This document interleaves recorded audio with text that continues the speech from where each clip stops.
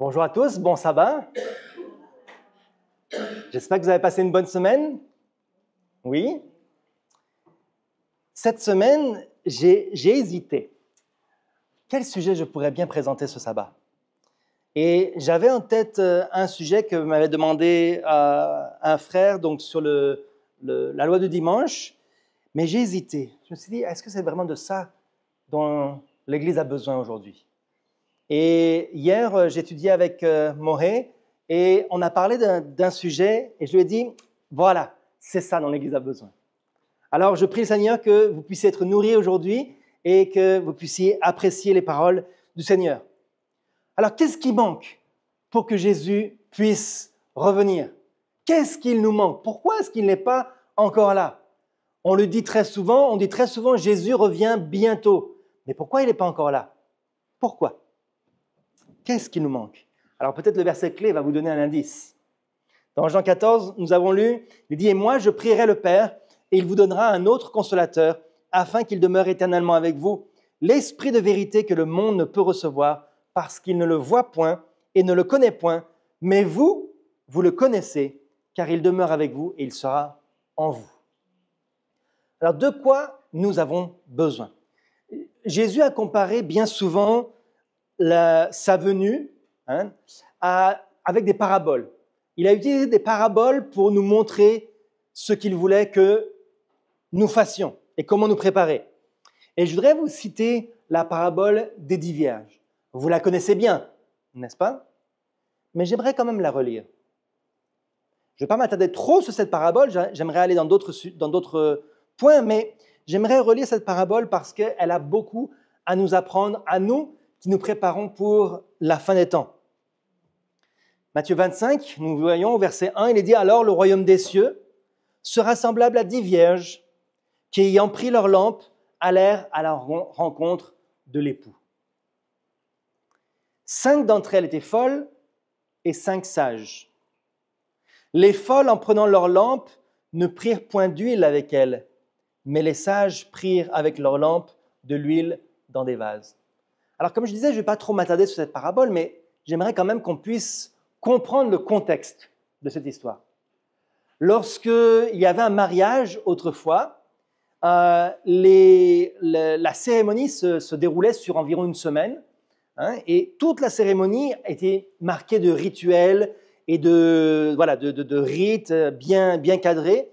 Et donc, l'époux devait sortir de sa maison pour aller dans la maison de l'épouse pour célébrer la fête du mariage. Donc le mariage se passait à un endroit, mais ensuite le banquet se déroulait dans la maison de l'épouse. Et les vierges devaient attendre, puisque après le mariage, ils sortaient de nuit, ils devaient marcher de nuit jusque dans la maison de l'épouse, et ensuite les vierges qui avaient, on pourrait dire les demoiselles d'honneur, à notre époque, qui avaient les lampes, venaient là pour allumer toute la maison, pour qu'on puisse se réjouir et manger ensemble. Et donc, 10 jeunes filles, 5 sont folles, 5 sont sages. Quelle est la différence entre les folles et les sages? Voilà, les sages ont pris de l'huile de réserve en plus supplémentaire, alors que les folles n'ont pas pris de l'huile. Alors l'huile, c'était parce que les lampes à huile autrefois avaient une mèche, et la mèche trempait dans l'huile, et puis l'huile remontait le long de la mèche, brûlait, et puis au bout d'un moment, il n'y avait plus d'huile. Comme l'époux tardait, le mariage a pris un peu plus longtemps que prévu, toutes s'assoupirent et s'endormirent. Combien se sont endormis? Pas juste 5?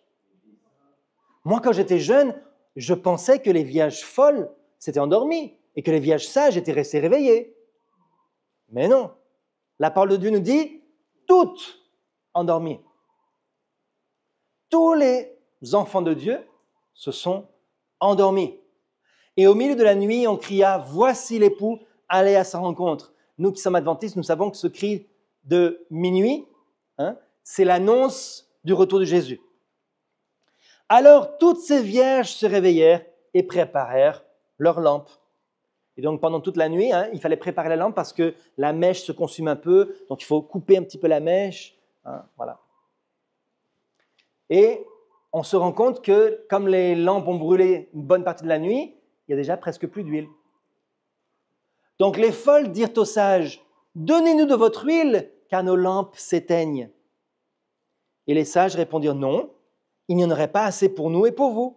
Allez plutôt chez ceux qui en vendent et achetez-en pour vous. » Pendant qu'elles allaient en acheter, l'époux arriva. Celles qui étaient prêtes entrèrent avec lui dans la salle des noces et la porte fut fermée. Plus tard, les autres vierges vinrent et dirent, « Seigneur, Seigneur, ouvre-nous !» Imaginez aller à minuit. Déjà ici, vers 6 heures du soir, tous les magasins sont fermés. Imaginez à minuit. Aucun magasin d'ouvert. Ils ont dû chercher pendant un moment, frapper aux portes, frapper, faire du bruit pour réveiller le marchand. On a besoin d'huile, c'est urgent. Et elles arrivent, peut-être 15 minutes trop tard, 20 minutes trop tard, et elles frappent à la porte. Mais il répondit, « Je vous le dis en vérité, je ne vous connais pas. Veillez donc, puisque vous ne savez ni le jour ni l'heure. » Elles frappent à la porte pour qu'on leur ouvre. Et le maître de la maison dit, « Non, ça va. On a déjà 5 vierges, la maison est remplie de lumière, on n'a plus besoin de vous. Je ne vous connais pas. Vous n'étiez pas supposés être des invités, c'est trop tard, la porte est fermée. » Alors donc, comme nous savons que le Seigneur revient bientôt et que nous sommes tous en train de dormir, qu'est-ce qu'il nous faut? Quand nous nous réveillons, qu'est-ce qu'il nous faut? De l'huile. C'est quoi l'huile? Qu'est-ce que ça représente l'huile? L'huile, à l'époque d'Israël, était utilisée bien sûr pour la nourriture, mais pour des fonctions spéciales et sacrées. En particulier pour l'onction. Dans Luc 4, verset 18, il est dit « L'Esprit du Seigneur est sur moi parce qu'il m'a oint pour annoncer une bonne nouvelle aux pauvres. Il m'a envoyé pour guérir ceux qui ont le cœur brisé, pour proclamer aux captifs la délivrance et aux aveugles le recouvrement de la vue, et pour renvoyer libres les opprimés. » Donc l'onction, l'huile d'onction, était versée sur la personne qui était consacrée au service de Dieu. Et là, il s'agit de qui? Lorsque on lit ce verset 18, il s'agit de Jésus. Okay? L'Esprit du Seigneur est sur Jésus parce qu'il a été oint de l'huile. Donc l'huile, l'onction de l'huile représente l'Esprit du Seigneur qui vient sur la personne. L'Esprit de Dieu qui vient sur la personne. Et quel était l'objectif de Jésus dans sa vie? Il a été envoyé pour quoi? Guérir, proclamer la bonne nouvelle, délivrer, guérir les aveugles et libérer les opprimés. Vous savez que ce verset-là, quand Jésus parle, tout le monde à cette époque a compris qu'il faisait une référence très claire à une prophétie.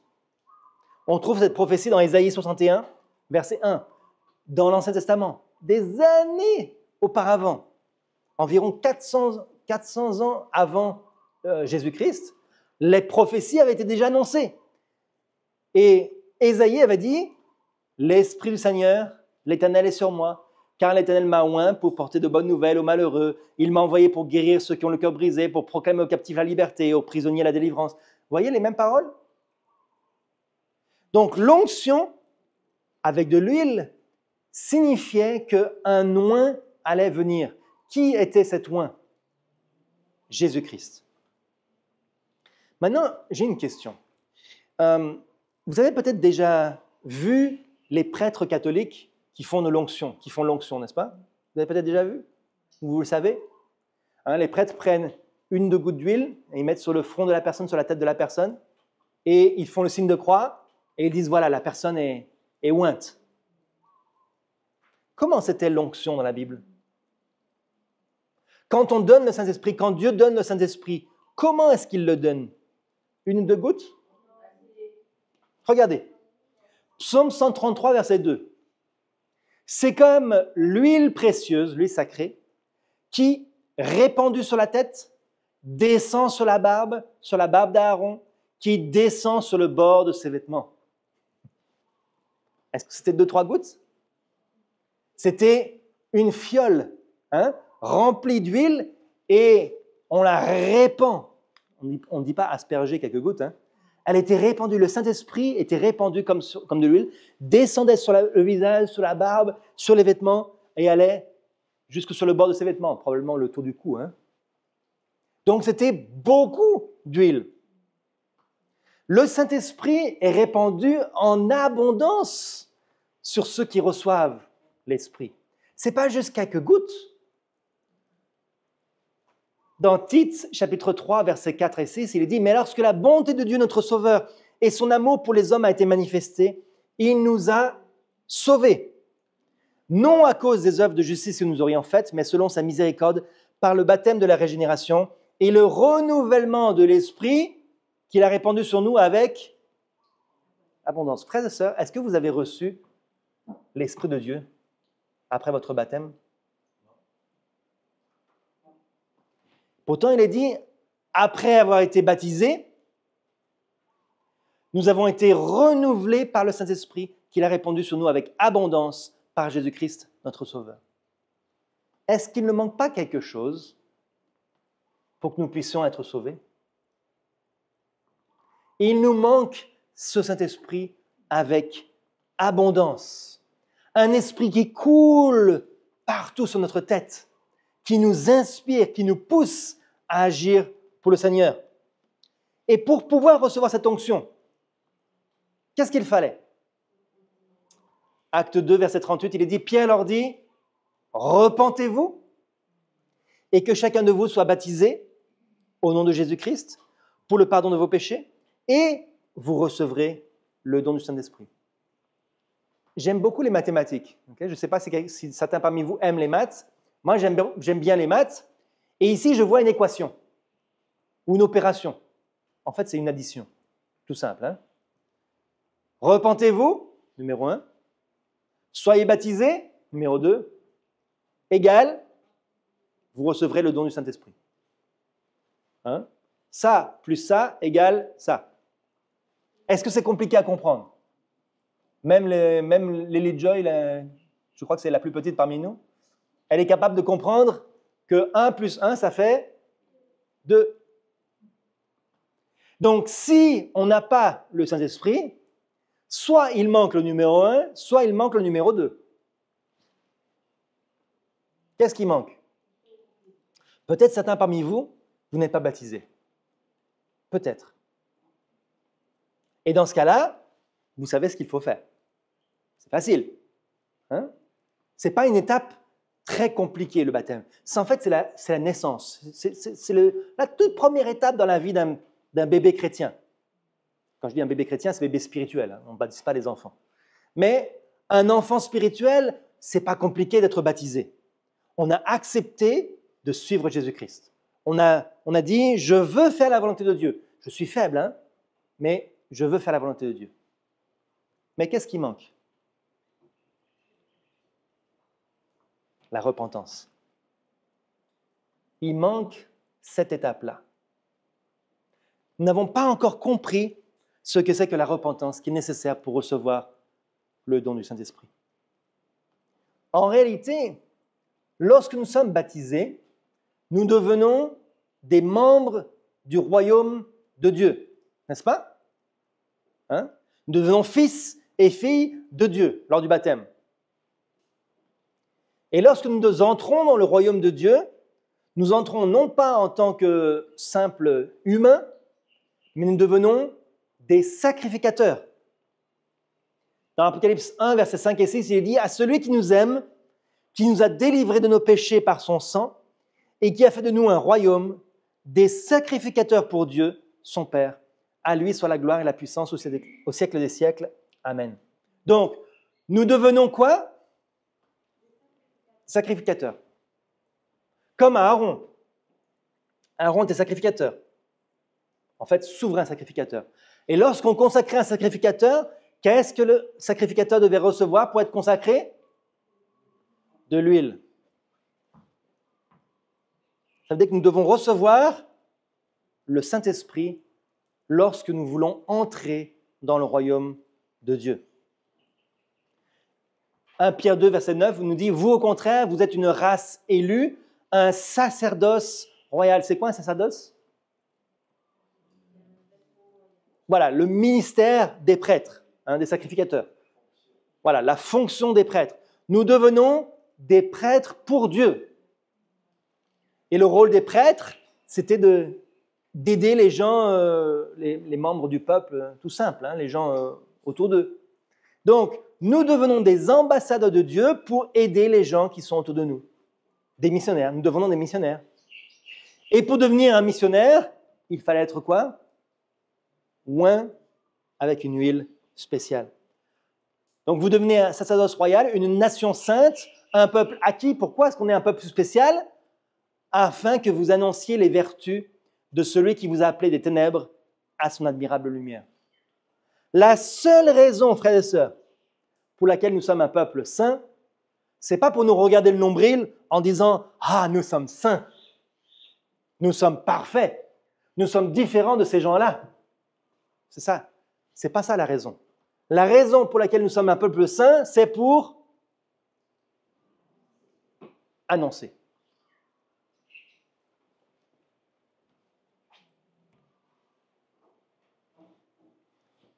Lorsque nous entrons dans le royaume de Dieu, 2 Corinthiens 1, versets 21 à 22, nous dit « Celui qui nous a affermis avec vous en Christ et qui nous a oints, c'est Dieu, lequel nous a aussi marqués d'un sceau et a mis dans nos cœurs les arts de l'Esprit. » Alors, ce verset-là, donc on va dire, il faut être oint du Saint-Esprit pour faire partie du royaume de Dieu. Être oint du Saint-Esprit. Marqué d'un sceau, nous le savons. En particulier, les 144 000 doivent être scellés par le sceau de Dieu.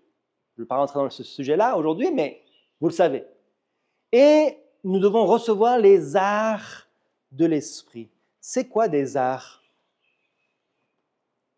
Les arts, quand vous voulez acheter une maison, par exemple, c'est une somme d'argent qui est remise lors de la conclusion d'un contrat par le débiteur ou des fois le créancier. Donc, les arts, c'est une somme d'argent que vous mettez en gage. Vous dites, oui, je vais acheter la maison, vous signez le compromis de vente et vous donnez une somme d'argent pour garantir que vous n'allez pas vous désister, merci, vous n'allez pas vous désister et vous allez aller jusqu'au jour où on va aller chez le notaire et signer vraiment l'acte d'achat. Okay? Donc, c'est ça les arts. Donc, nous avons reçu les arts de l'esprit. Ça veut dire une portion de l'esprit, pas la totalité, mais nous avons reçu une portion de l'esprit qui nous garantit que nous allons recevoir la totalité plus tard. OK? Alors, pourquoi est-ce qu'on n'attend pas ça avec impatience? Si vous avez fait un contrat pour acheter un terrain, vous avez versé de l'argent, et maintenant, vous attendez quoi? La date chez le notaire. Vous l'appelez, vous lui dites, alors, quand est-ce qu'il arrive le rendez-vous? Il y a quelques temps, je parlais avec un notaire, ça faisait 3 ans, je crois que ça fait à peu près 3 ans qu'on attend la date du rendez-vous pour signer le contrat. 3 ans, c'est pas possible. Qu'est-ce qui se passe? C'est pas normal. Depuis quand est-ce qu'on a reçu les arts du Saint-Esprit? Depuis notre baptême, frères et sœurs. Nous sommes engagés, savez, au Seigneur, nous avons signé un contrat avec le Seigneur pour recevoir le Saint-Esprit. Il nous a donné une petite portion, mais jusqu'à quand est-ce qu'on va attendre d'avoir la plénitude du Saint-Esprit? Pourquoi est-ce qu'on n'insiste pas auprès du Seigneur en disant « Seigneur, je veux obtenir le contrat.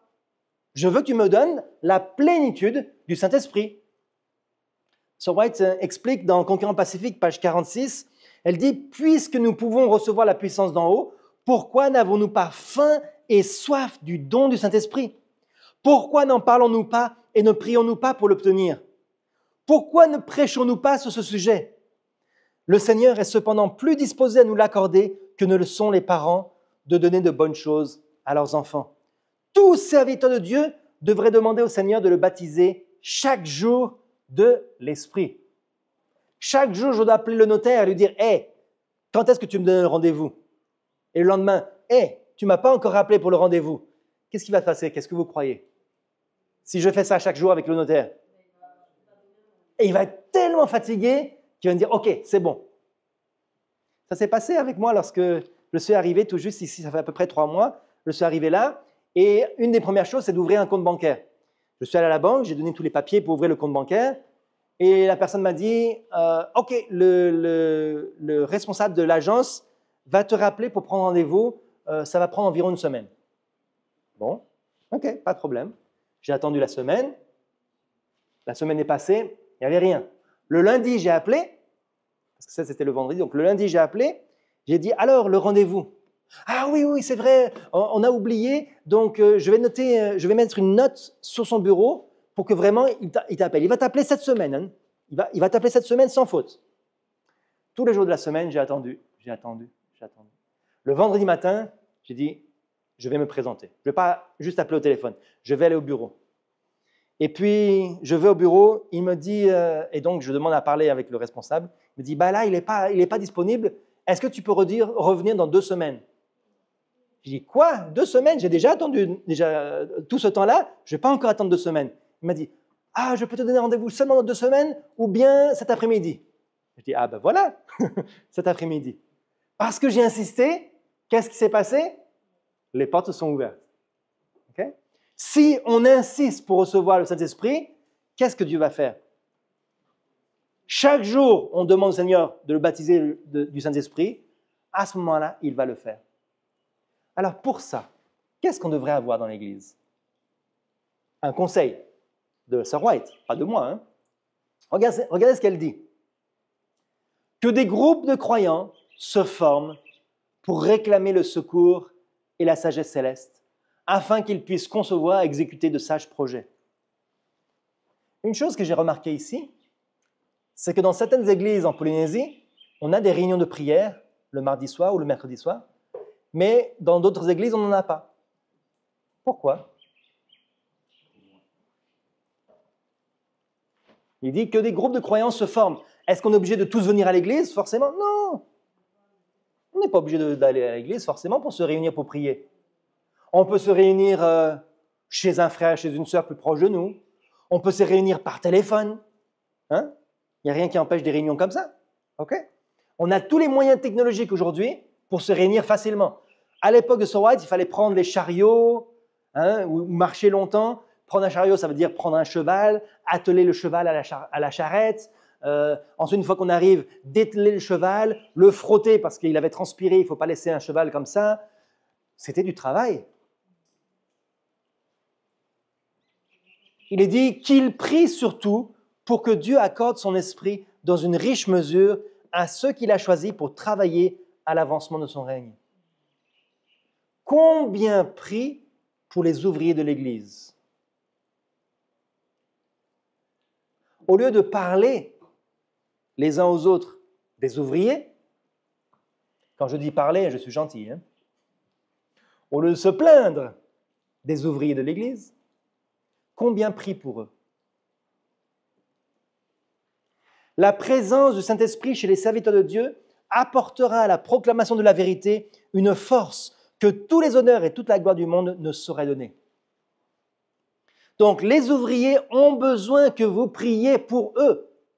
Ils ont besoin de savoir que vous êtes derrière eux par la prière, même si vous ne soutenez pas toutes les décisions qu'ils prennent. Priez pour qu'ils puissent avoir une riche mesure de son esprit pour que l'avancement du règne et du royaume de Dieu puisse être fait. Il dit, l'esprit donne la force qui soutient en toutes circonstances l'âme qui lutte et combat au milieu de la haine du monde, ainsi que la claire vision de ses erreurs et de ses échecs. Pas seulement pour les ouvriers, pour vous aussi, frères et sœurs. Vous avez besoin du Saint-Esprit pour vous aider dans vos difficultés, hein, dans vos luttes et vos combats, pour vous donner une claire vision de vos erreurs et de vos échecs. Pas pour vous décourager, mais une claire vision de nos erreurs pour pouvoir savoir comment faire pour les vaincre. Dans la peine et l'affliction, quand l'horizon paraît sombre et l'avenir incertain, quand nous nous sentons faibles et abandonnés, c'est alors que le Saint-Esprit, en réponse à la prière de la foi, vient réconforter notre cœur. Lorsque vous êtes dans les difficultés, dans la peine, et que vous vous réveillez au milieu de toutes ces souffrances, qu'est-ce qui va faire la différence entre celui qui va résister ferme pendant les difficultés et celui qui va abandonner? La différence, c'est si vous avez fait des réserves d'huile. Quand il fait nuit et que vous vous réveillez la nuit, la différence entre l'échec et la réussite, c'est si vous avez prié. Si vous priez pour demander l'assistance de Dieu, lorsque vous vous réveillez dans la peine et l'affliction, Dieu sera là pour vous et il viendra vous réconforter et vous aider. On a besoin du Saint-Esprit. On a besoin tous d'une dose de Saint-Esprit. Mais on a encore plus besoin du Saint-Esprit alors que la fin des temps arrive. Vous n'avez, et moi non plus, nous n'avons aucune idée des épreuves qui sont à venir.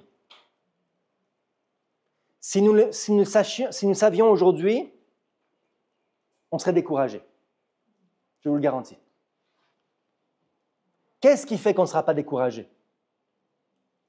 Si nous avons fait une réserve aujourd'hui du Saint-Esprit, si nous avons prié tous les jours pour supplier Dieu. Il est dit, les convocations de l'Église, comme les camp meetings c'est les séminaires, ou les rassemblements à l'Église locale, chaque sabbat, et toutes les occasions où s'effectue un travail personnel en faveur des âmes, c'est-à-dire lorsque un ouvrier biblique vient vous visiter à la maison, sont autant de rendez-vous de Dieu où nous est donné l'opportunité de recevoir la pluie de la première saison et celle de l'arrière-saison.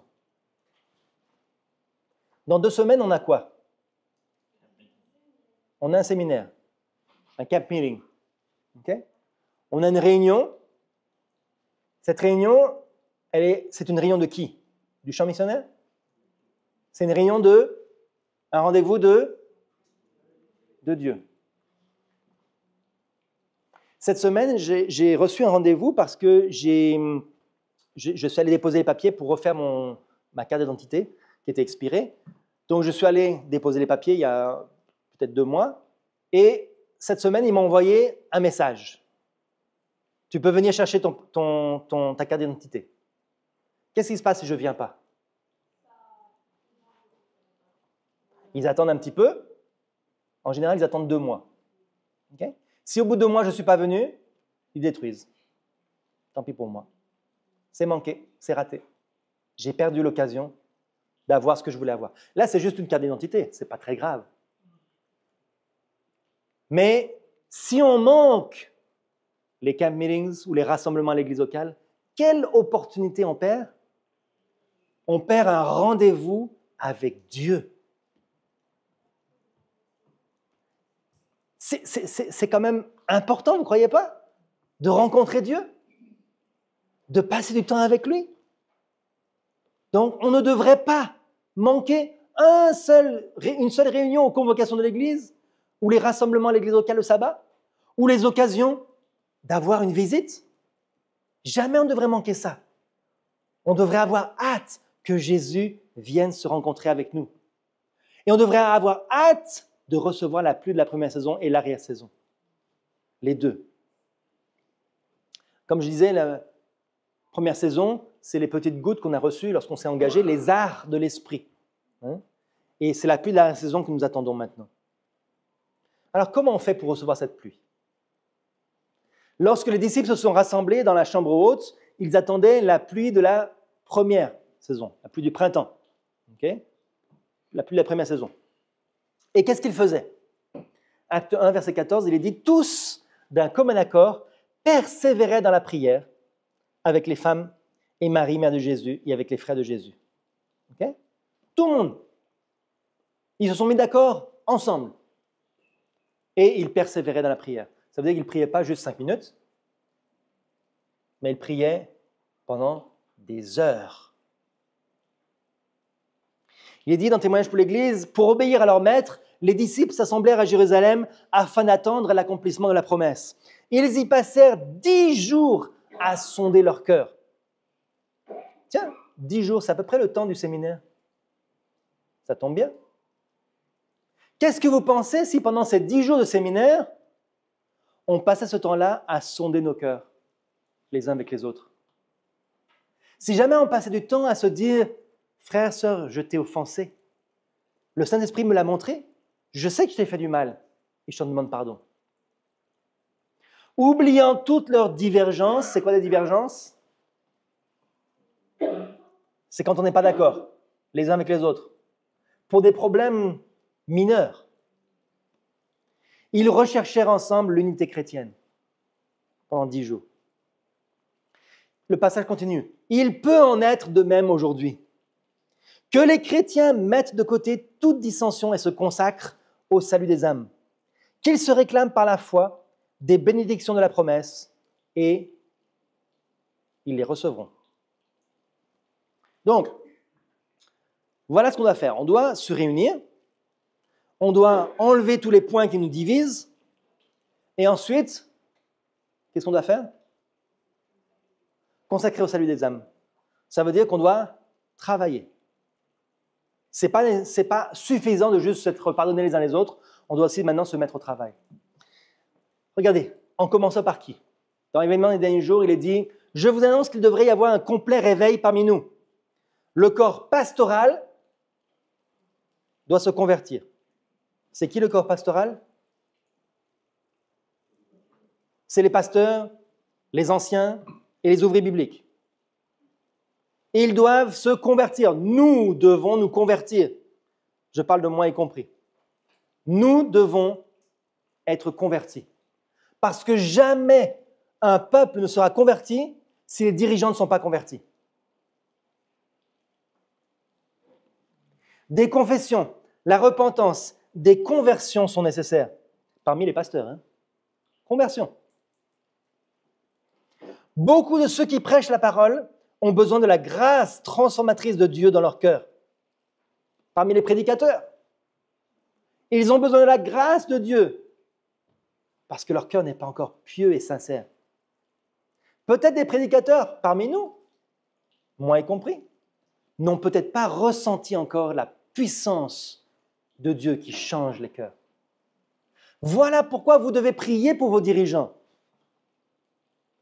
Le travail des membres est de prier pour les dirigeants.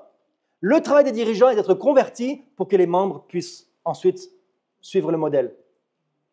Voilà le problème. Il est dit, il ne devrait tolérer aucun obstacle à l'œuvre qui est à accomplir avant qu'il ne soit trop tard pour toujours. Alors nous prétendons être un peuple de réformateurs, n'est-ce pas? Hein? Nous avons le nom, dans notre nom, mouvement de réforme. Dans le livre de Événements des derniers jours, page 144, il est dit « Un réveil et une réforme doivent prendre place sous la direction du Saint-Esprit. Le réveil et la réforme sont deux choses différentes. Le réveil implique un renouveau de la vie spirituelle, une dynamisation des puissances de l'esprit et du cœur, une résurrection qui libère de la mort spirituelle. La réforme implique de son côté une réorganisation, un changement dans les idées et les théories, les habitudes et les pratiques. OK? Donc, qu'est-ce qu'on a fait? On est le mouvement de réforme. Donc, qu'est-ce qu'on a fait? On a fait une réforme. Ça veut dire une réorganisation, un changement dans nos idées et nos théories, dans nos habitudes et nos pratiques. Ça, je crois qu'on l'a fait, n'est-ce pas? Mais est-ce qu'on a fait le réveil? Le réveil, c'est quoi? Une vie spirituelle nouvelle, un dynamisme, une passion, une énergie, une résurrection qui libère de la mort spirituelle. Est-ce qu'on a fait ça? Notre nom, c'est mouvement de réforme. Où est le mouvement alors? Mouvement, ça veut dire qu'on bouge. On agit. Il est dit, la réforme ne portera pas le bon fruit de justice à moins d'être étroitement associé à un réveil de l'esprit.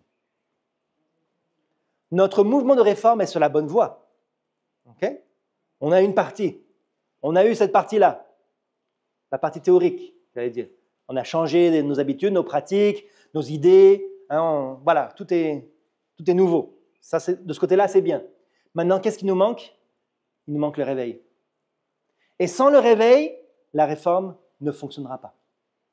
On n'aura pas de fruits. Le réveil et la réforme ont chacun leur rôle à remplir, mais ils doivent marcher de pair dans cette œuvre. Alors, le fruit qui doit être produit, le fruit de l'Église, le fruit de l'Esprit, c'est quoi? Galates chapitre 5, versets 22 et 23. Il dit, le fruit de l'Esprit, un seul fruit. C'est l'amour, la joie, la paix, la patience, la bonté, la bénignité, c'est-à-dire être bon, la fidélité, la douceur, la tempérance. La loi n'est pas contre ces choses. C'est ça le fruit qui va être produit lorsque nous allons agir, lorsque nous aurons ce mouvement et cette réforme. Lorsque nous aurons le réveil et la réforme, alors ces fruits seront produits. Ce fruit plutôt sera produit. C'est un seul fruit. Je ne peux pas dire, moi j'ai l'amour, toi tu as la patience. Moi je suis impatient. Non, non, non, frères et sœurs. Je dois avoir toutes ces caractéristiques-là pour avoir le fruit de l'esprit. Et en contraste, les œuvres de la chair, vous le connaissez? Les œuvres de la chair sont manifestes, ce sont l'impudicité, l'impureté, la dissolution, l'idolâtrie, la magie, les inimitiés, les querelles, les jalousies, les animosités, les disputes, les divisions, les sectes, l'envie, l'ivrognerie, les excès de table et les choses semblables. Je vous le dis d'avance, comme j'ai déjà dit, que ceux qui commettent de telles choses n'hériteront point le royaume de Dieu. Question, frères et sœurs, quel côté sommes-nous? Quel fruit est-ce que nous manifestons dans notre vie? Le fruit de l'esprit ou le fruit de la chair? Voilà pourquoi nous n'avançons pas encore. Parce que nous avons juste la réforme, mais nous n'avons pas eu le mouvement. À quel moment est-ce que Jésus va revenir? Il dit, dès que le fruit est mûr, on y met la faucille, car la moisson est là. Jésus va revenir à quel moment? Lorsque notre fruit, notre vie sera semblable au fruit de l'esprit. C'est ce passage-là, ce matin, quand on faisait la présentation, normalement je ne fais pas ça, mais lorsqu'on faisait la présentation de l'école du sabbat, même avant, un texte m'est venu en tête, et comme j'étais en train de marcher, je n'ai pas pensé à le noter, et le texte est reparti. Et pendant l'école du sabbat, ce texte est revenu. Vite, j'ai ouvert ma présentation, et j'ai rajouté ce texte-là. Un texte que le Saint-Esprit m'a poussé à vous montrer aujourd'hui. Dans Parabole de Jésus, merci. Le Christ désire intensément voir son image réfléchie dans son Église. Lorsque son quoi? Caractère sera parfaitement reproduit dans ses disciples et il reviendra pour les réclamer comme sa propriété. Quand est-ce que Jésus reviendra? Est-ce que c'est quand la pluie de la saison va venir? Est-ce que c'est quand la loi du dimanche va venir? Est-ce que c'est quand les persécutions vont venir? Est-ce que c'est quand le monde sera converti? Non. Quand est-ce que Jésus reviendra? Lorsque son caractère sera parfaitement reproduit dans ses disciples. Pourquoi est-ce que Jésus ne revient pas encore? Parce que notre caractère est déficient. Il dit, on peut voir dans maints endroits des hommes et des femmes consacrés communiquer à leurs semblables la vérité qui leur a rendu plus clair le chemin du salut. Et tandis qu'ils s'efforcent de faire briller la lumière qui leur a été communiquée, comme le firent au jour de la Pentecôte tous ceux qui furent baptisés du Saint-Esprit, ils reçoivent cette puissance en plus grande abondance. Ainsi, toute la terre sera éclairée de la gloire de Dieu. Ça, c'est le message du 4e ange. La terre éclairée de la gloire de Dieu. Comment la terre sera éclairée de la gloire de Dieu? quand nous allons nous efforcer de faire briller la lumière. Tandis que nous allons travailler, le Saint-Esprit va nous être donné. Plus nous travaillons pour Dieu, plus le Saint-Esprit va nous être donné. Moins on travaille pour Dieu, moins on aura le Saint-Esprit. Ce n'est pas étonnant hein, que le Seigneur ne soit pas encore revenu. Parce qu'on a oublié la partie mouvement. On a oublié la partie travail, communiquer à nos semblables la vérité. On ne travaille que très peu. On pense à nos affaires, on mange et on boit, on se marie, on marie nos enfants, hein, comme on disait il y a 2 semaines à propos de l'âge de Noé. Et le résultat, c'est quoi? On ne parle plus. J'ai vu que personne ne pouvait prendre part au rafraîchissement, donc la pluie de la saison, à moins d'avoir obtenu la victoire sur chaque défaut, sur l'orgueil, l'égoïsme, l'amour du monde et sur chaque mauvaise parole et chaque mauvaise action. Nous devrions donc nous rapprocher de plus en plus près du Seigneur et chercher avec ferveur la préparation nécessaire qui nous permettra de rester debout dans la bataille au jour du Seigneur. Vous savez, j'ai jamais autant appris que lorsque j'étais jeune missionnaire. Tout fraîchement sorti de l'école missionnaire, je pensais que je savais. Et en fait, j'ai réalisé que je ne savais rien. C'est lorsque j'ai fait des études bibliques avec les gens, je me dis, ah mais oui, j'avais jamais pensé à ça. Ah, il me pose une colle là, une question, j'ai jamais pensé à cette question-là. Comment je vais pouvoir lui répondre? Et c'est là que j'ai commencé à étudier et revenir avec la réponse. Et j'ai étudié pour les autres. J'ai étudié pour donner la vérité aux autres. Et plus j'étudiais pour les autres, plus ma foi grandissait. J'avais 20, 21 ans. Plus j'étudiais pour les autres, en pensant que c'était pour les autres, plus ma foi à moi devenait forte. Et je crois que beaucoup ont oublié ça. Peut-être vous l'avez fait un jour, mais vous l'avez oublié. Chaque personne doit être un missionnaire lorsqu'il rentre dans le royaume de Dieu. Alors en conclusion, lorsque nous avons pris notre décision de nous baptiser, nous avons fait un vœu au Seigneur. Il dit quand nous avons accepté Christ et quand au nom du Père, du Fils et du Saint-Esprit, nous nous sommes engagés nous-mêmes à servir Dieu le Père, Christ et le Saint-Esprit, les 3 dignités et puissances du ciel, s'engagent elles-mêmes pour que toute facilité puisse nous être donnée, si nous réalisons nos vœux faits lors de notre baptême, de sortir du milieu d'eux et d'être séparés et de ne toucher à rien d'impur. Quand nos vœux sont authentiques, il dit « Je vous accueillerai ». Quand nous avons fait le vœu de servir Jésus, nous sommes engagés à être des missionnaires. Regardez pourquoi les églises qui sont dans l'erreur, les églises mondaines, qui sont dans le monde, qui sont dans l'erreur, ne connaissent pas la vérité. Pourquoi est-ce qu'elles prospèrent? Les Mormons, les témoins de Jéhovah. Pourquoi est-ce qu'ils prospèrent? Parce que presque chaque jour, quand je fais le trajet pour aller en ville, presque chaque jour, je vois des Mormons à vélo. Pourquoi est-ce qu'ils prospèrent? Parce qu'ils travaillent. Ils ont la partie mouvement. Ils n'ont pas la partie réforme, ils n'ont pas la vérité, mais ils ont le mouvement. Il ne leur manque que la vérité. S'ils avaient la vérité, ils seraient des bons missionnaires. Vous ne croyez pas? Ils n'ont pas la vérité. Qui est-ce qui a la vérité? C'est nous. Nous, on a la vérité. Eux, ils ont le talent, la force, ils agissent. Nous, on a la vérité. Quel est notre devoir? D'aller leur donner la vérité. Si on leur donne la vérité, ils auront les deux, la vérité et le mouvement. Et nous aussi, parce qu'en leur donnant la vérité, on se déplace, on aura le mouvement. Vous comprenez? Comment Dieu veut travailler avec son Église? Il veut que l'Église aille donner la vérité. Et il veut que ceux qui bougent reçoivent la vérité. Et là, ça va former un peuple qui se prépare pour la venue de Jésus. Bien sûr, ce n'est pas tout le monde qui va accepter. Mais ça, ce n'est pas notre travail. Ça, c'est le travail du Saint-Esprit.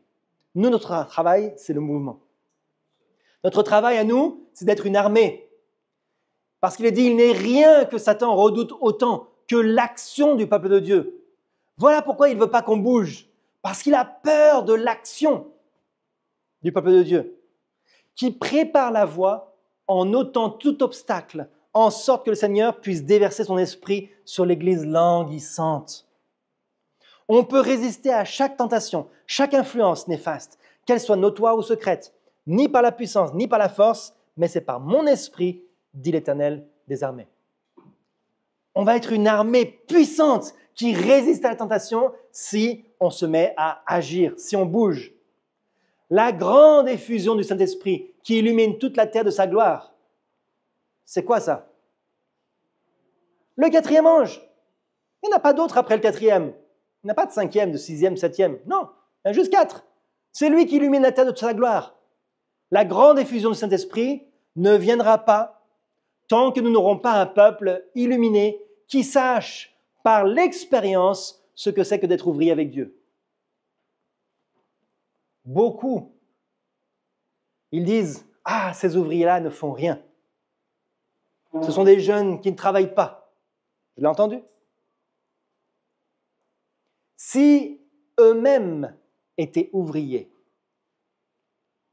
par expérience, ils sauraient ce que c'est que d'être un ouvrier. Chacun d'entre vous, vous devez être des ouvriers.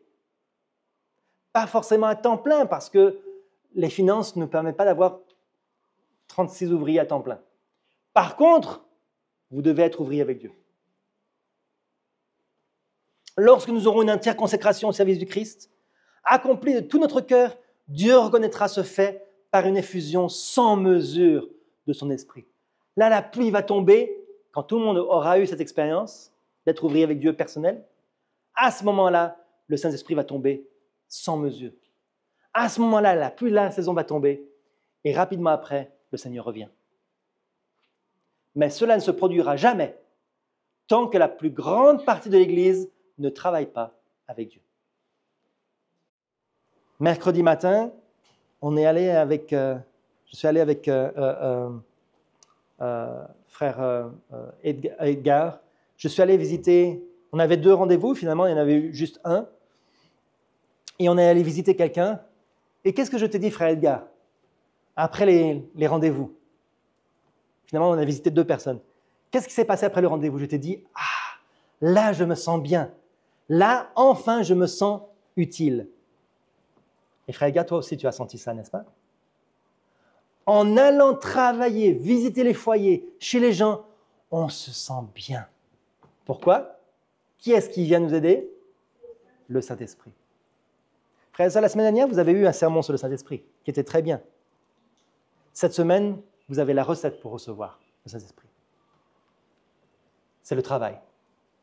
Si vous travaillez, vous recevrez.